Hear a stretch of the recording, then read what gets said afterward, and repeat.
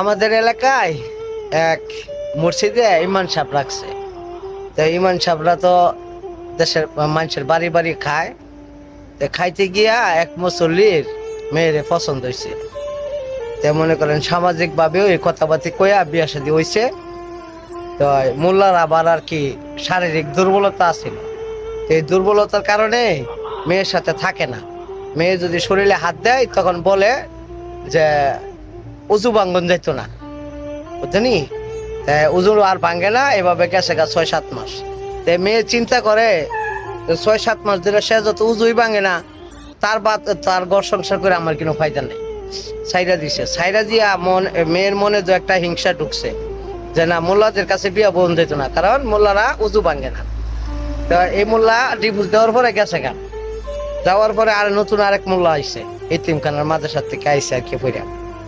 তখন যখন দেশে মানুষের বাড়ি বাড়ি খাইতে খাইতে সেই মুসল্লির বাড়ি গিয়ে আবার খাওয়া পড়ছে।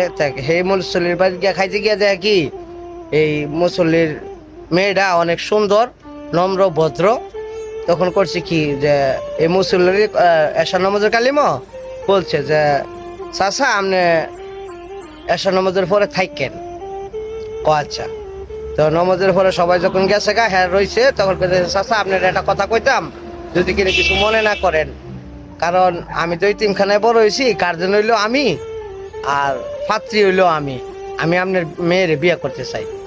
বাজান রে, আমার মেয়ের এই একটা সমস্যা আর হয়েছিল, এখন আমার মেয়ের কাছে আসলে জিজ্ঞাসা করে লইতে সে বিয়ে বইব কিনা।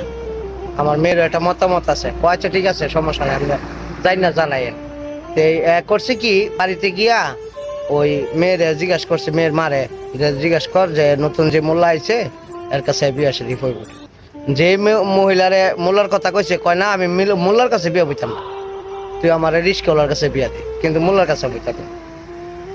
তখন গিয়া এটা আবার মোল্লার কাছে কইছে যে বাজান আমার মেয়ের আপনার পছন্দ না।